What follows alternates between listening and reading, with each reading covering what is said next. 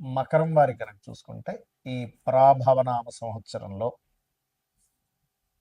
గ్రహస్థితి ఏ విధంగా ఉంది, ఏ విషయాల్లో మీకు ఎటువంటి ఫలితాలు జరగనున్నాయి అని చూసుకున్నట్లయితే ఫస్ట్ ఆఫ్ ఆల్ ఇక్కడ రాశి నుంచి రెండులో రాహు సంచరిస్తున్నాడు. మూడో స్థానంలో శని ఉన్నాడు, మంచిదే. మూడో స్థానంలో ఉంటే ఆరులో గురువు, షట్ స్థానంలో, అష్టమంలో కేతువు.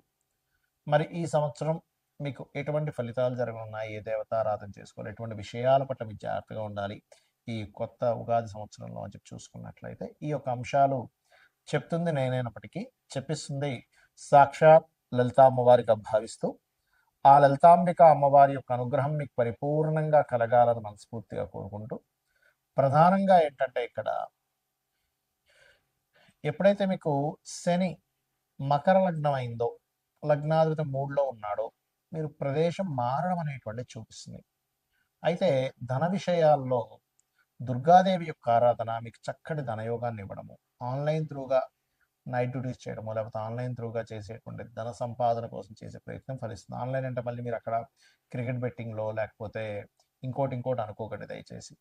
కాబట్టి ఈ యొక్క విషయాల్లో కొంచెం మీరు శ్రద్ధ చూపించినట్లయితే ఆన్లైన్ త్రూగా కూడా మీకు డబ్బులు వస్తాయి. అంటే ఆన్లైన్ లేదా సేల్స్, కొంతమంది చూడండి ఇప్పుడు చాలా ప్లాట్ఫామ్స్ ఉన్నాయి. యూట్యూబ్ అనుకోండి, ఇన్స్టా అనుకోండి, ట్విట్టర్ అనుకోండి, రకరకాల మార్గాలు ఉన్నాయి మీ ప్రోడక్ట్ని చేసుకోవడానికి. ఎందుకంటే రాహు రెండులో ఉన్నప్పుడు దుర్గారాధన చేస్తూ ఎవరైతే ఆన్లైన్ త్రూగా క్లాసెస్ చెప్పడం అనుకోండి, ఏదైతే చేస్తారో మంచి అనుకూలత ఉంటుంది. మూడులో శని ఉన్నందుకు కొంచెం మిస్అండర్స్టాండింగ్స్ వస్తాయి. బట్ ప్రయత్నం చక్కగా బలంగా దేని గురించి అని ప్రయత్నం చేసి సక్సెస్ పొందుతారు, అందులో ఎటువంటి సందేహం లేదు. మీరు ఏదైనా ప్రాపర్టీ కొనుగోలు చేయాలనుకుంటే కనుక మీకు జూన్ నుంచి చాలా బాగుంది. అదేవిధంగా జూన్ నుంచి కొంచెం సంతానం కోసం చేసే ప్రయత్నం కూడా బాగుంటుంది. ఎందుకంటే 6లో ఉండే గురువు సప్తమంలోకి వచ్చేస్తాడు. సో సప్తమంలోకి ఎప్పుడైతే వస్తాడో అక్కడ నుంచి కొంచెం వివాహ సంబంధించిన విషయాలు కూడా కొంత ముందుకు కదులుతాయి. కాకపోతే ఎంతైనా కానీ మీకు అది గురువు యొక్క స్వరూపం మారింది కాబట్టి ఒక్కొక్కసారి మనకు తెలియకుండానే రాంగ్ స్టెప్ పడుతూ ఉంటాయి వివాహ జీవిత భాగస్వామిని ఎంపిక చేసుకునే విషయం. ఎందుకు అంటే చూడ్డానికి గురువు, కానీ గురువు యొక్క రాశిలో శని ఉండడము, శని యొక్క రాశిలో రాహు ఉండడం. ఇప్పటి నుంచో చెప్తున్నాను ఈ మాట. కాబట్టి ఇది చాలా కీన్గా అబ్జర్వ్ చేస్తూ చేయండి, తీసుకోండి. అష్టమకేతు ఉన్నందుకు కాస్త యాన్సిస్టర్స్ ప్రాపర్టీస్, ముఖ్యంగా తాతగారు ఆస్తి విషయంలో తొందరపాటు నిర్ణయాలు పనికిరావు. కొత్త ఉద్యోగ అవకాశాలు ఇప్పుడు మీకు ప్రజెంట్ కొత్త సంవత్సరంతో ఎక్కువగా కూడా వస్తాయి. కాకపోతే ఉద్యోగ సంబంధించిన విషయాల్లో మీకు బాగుండాలి అంటే కనుక ఓం శ్రీమాత శ్రీ మహారాజ్ని శ్రీమత్ సింహాసనేశ్వరి నమః చేసుకోండి, లేదా ఓం మాణిక్య మకుటాకార జానుద్వై విరాజితాయ నమః చేసుకోవచ్చు. గురువు 6లో ఉంటాడు కాబట్టి కొత్త సంవత్సరం ప్రారంభంలో, దాని తర్వాత 7లోకి వస్తాడు కాబట్టి జూన్ వరకు అప్పుడప్పుడు శనగలు దానంగా ఇవ్వడము, గోవులకి కాస్త అరటికాయలు తినిపించడం, ఇవి చేయండి, ఖచ్చితంగా బాగుంటుంది. ఇక్కడ ఏంటంటే ప్రతి ఒక్కరికి కూడా సంవత్సరం మారింది, నూతన సంవత్సరం వచ్చింది, ఇక్కడి నుంచి అయినా సరే లైఫ్ బాగుంటుందా అని చెప్పి ఆశపడుతూ ఉంటారు. మనిషి అభివృద్ధి అవ్వడానికి పడేటువంటి ఆశ ఎప్పుడు కూడా తప్పు కాదు. అయితే ఇక్కడ మీరు అర్థం చేసుకోవాల్సింది ఏంటంటే ఎంతసేపు కూడా ఏలినాటి శని, సర్పదోషం ఉంది, ఇవి ఒకటే కాదు. మీ పర్సనల్ చార్ట్లో గ్రహాలు ఏ రకంగా ఉన్నాయి అంటే లగ్నం ఎలా ఉంది, లగ్నాన్ని బట్టి మీ ఎదుగుదల చెప్తుంది. మీ ధనాధిపతి ఎలా ఉన్నాడు అంటే సెకండ్ లార్డ్, సెకండ్ హౌస్ శుక్రుడి యొక్క పరిస్థితి ఎలా ఉందనేది క్లియర్గా తెలుసుకోవాలి. దాన్ని బట్టి ఏమవుతుందంటే మీకు ఎందులో ధనయోగం ఉంది, ఏ రూపంలో మీరు ప్రయత్నం చేస్తే బాగుంటుంది, ఎప్పుడు మీకు రైట్ టైం, ఇవన్నీ కూడా తెలుస్తాయి. అలాగే మీరు చేసే ప్రయత్నాలు మూడో స్థానం. మీరు ఇక్కడ ఏంటంటే వాస్తు కూడా మనకు ప్రభావం చూపిస్తుంది. జాతకం బాగుందండి, వాస్తు వాళ్ళని ఇంట్లోకి వెళ్ళారంటే ఏమవుతుందంటే కుండలో వాటర్ పోస్తున్నాము, కానీ కుండకి చిన్న చిల్లు ఉంటే ఏమవుతుంది, కింద నుంచి వెళ్ళిపోతూనే ఉంటాయి. అలాగే వాస్తు బాగోనప్పుడు ఏమవుతుందంటే మీరు ఆ ఇంట్లో ఉన్నప్పుడు మీకు ఇబ్బంది కలుగుతూ ఉంటుంది. ఇక్కడ ఏంటి, మీరు ఏ డైరెక్షన్లో ఉండే ఇల్లు తీసుకోవాలి, ఎప్పుడు మీరు ప్రాపర్టీ తీసుకొని బాగుంటుంది, అసలు మీ పేరు మీద తీసుకోవచ్చా తీసుకోకూడదా, ఇవన్నీ తెలుసుకోవాలి. ఇంట్లో దాంతోపాటు ఇంట్లో ఏదైనా బాత్రూమ్స్ కొంతమందికి తెలియక ఫైనాన్షియల్ ఎందుకు ఇబ్బంది వస్తుందంటే ఉత్తరంలో బాత్రూమ్లు ఉంటాయి, ఉత్తరంలో డార్క్ కలర్స్ ఉంటాయి, అంటే మనకి yellow, cream, red colours, pink colours ఇట్లాంటి ఉత్తరంలో ఉంటే అవాయిడ్ చేసేసి కంప్లీట్ వైట్ కలర్ ఉండేలా చూసుకోండి, ఖచ్చితంగా బాగుంటుంది. అలాగే మరొక విషయం ఏంటంటే ఇక్కడ సంతాన అభివృద్ధి ఎందుకు కావట్లేదు, పంచమ స్థానం, రుణము, రోగము, శత్రుత్వం, ఇవి ఎక్కువగా ఇబ్బంది పెడుతూ ఉంటాయి. వీటికి సంబంధించిన పరిస్థితి ఏమిటి. అలాగే మరొక విషయం ఏంటంటే ఇక్కడ వివాహం అయ్యే సమయం, రెండు వివాహాల యోగం ఏమైనా ఉందా, అసలు వివాహ జీవిత భాగస్వామితో వివాహం విషయంలో ఎందుకు ఇద్దరి మధ్యన సరైన కమ్యూనికేషన్స్ ఉండట్లేదు, ఎందుకు మీ ఇద్దరి మధ్యన మాటి మాటికి ఏదో గొడవలు జరుగుతున్నాయి. ఇవన్నీ కూడా మీ పర్సనల్ చార్ట్‌లో వెరీ క్లియర్‌గా ఉంటుంది. కాబట్టి ఈ యొక్క అంశాలలో మీరు గనక ప్రయత్నం చేసినట్లయితే దాన్ని తెలుసుకొని ఖచ్చితంగా సక్సెస్ ఉంటుంది.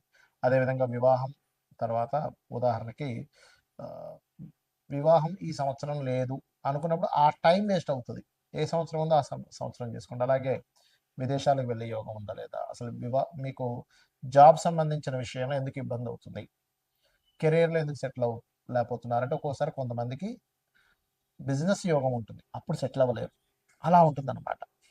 అయితే ఇక్కడ మరొక విషయం ఏంటంటే, ఈ సంవత్సరం ప్రధానంగా మీరు ఈ ఆదాయము, వ్యయము, రాజపూజ్యం, అవమానాలు వీటికంటే కూడా ఒకటే గుర్తుపెట్టుకోండి. మీకు ఆదాయం బాగా రావాలి. ఓం సంపత్కరీ సమారూఢ సింధుర వ్రజ సేవితాయ నమః అని మంత్రం చేసుకోండి.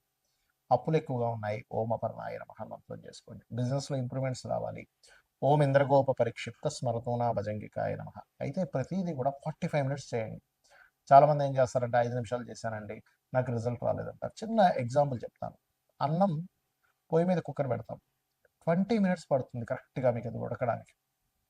5 నిమిషాల్లో నాకు ఉడకాలంటే ఉడకదు. అలాగే ప్రతి దానికి కూడా ఒక ఎనర్జీ ఫార్మ్ అవ్వడానికి ఒక సమయం పడుతుంది. అలా మీరు ఒక 45 నిమిషాలు కనుక చేయగలిగితే ఖచ్చితంగా దాని ప్రభావం అనేటువంటిది ఉంటుంది మీ మీద. అదేవిధంగా ఈ సంవత్సరం మనకి నవనాయకుల్లో తీసుకుంటే కూడా రాజు, మంత్రి, సేనాధిపతి, అర్ఘ్యాధిపతి ఇలా వీళ్ళు ఒక్కొక్కరు ఒక్కో దానికి అయినందుకు గురువు రాజయ్యాడు. జూపిటర్ యొక్క పరిస్థితి బాగోలేదు. నేను గతంలో చాలా రోజుల క్రితం చెప్పాను, 2, 3 నెలల క్రితం కూడా చెప్పాను గురు రాశిలో శని ఉన్నాడని. దీనివల్ల అనేకమైనటువంటి జన నష్టం ఉంది. కాబట్టి విదేశాల్లో ఉండేటువంటి వారు మరింత జాగ్రత్తగా ఉండాలి.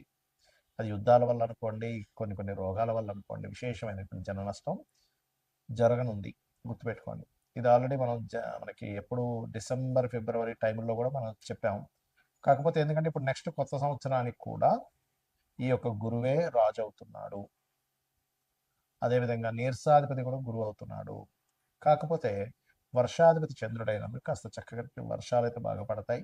ఎక్కువ రోజులు వర్షాలు కూడా ఉంటాయి. కొంచెం ఈ పంట పొలాలు లేకపోతే ఈ ధాన్యాలకు ఎక్కువగా డిమాండ్ అనేది పెరుగుతుంది. ధాన్యాలకు గుర్తుపెట్టుకోండి. ధాన్యానికి ఎక్కువ డిమాండ్ పెరగనుంది. కాబట్టి ఈ యొక్క విషయాల పట్ల కాస్త మీరు అప్రమత్తంగా ఉండండి. జనాలు బంకర్స్‌లో దాక్కునేటువంటి సమయం రానుంది. గుర్తుపెట్టుకోండి.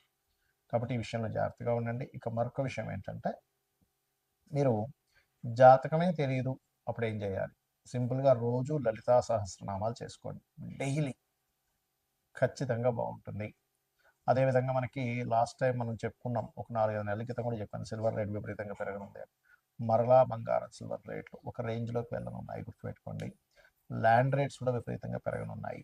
కాబట్టి రెగ్యులర్‌గా లలిత చేసుకోండి. అన్ని విధాలా మీకు బాగుంటుంది. శ్రీమాత్రే నమః.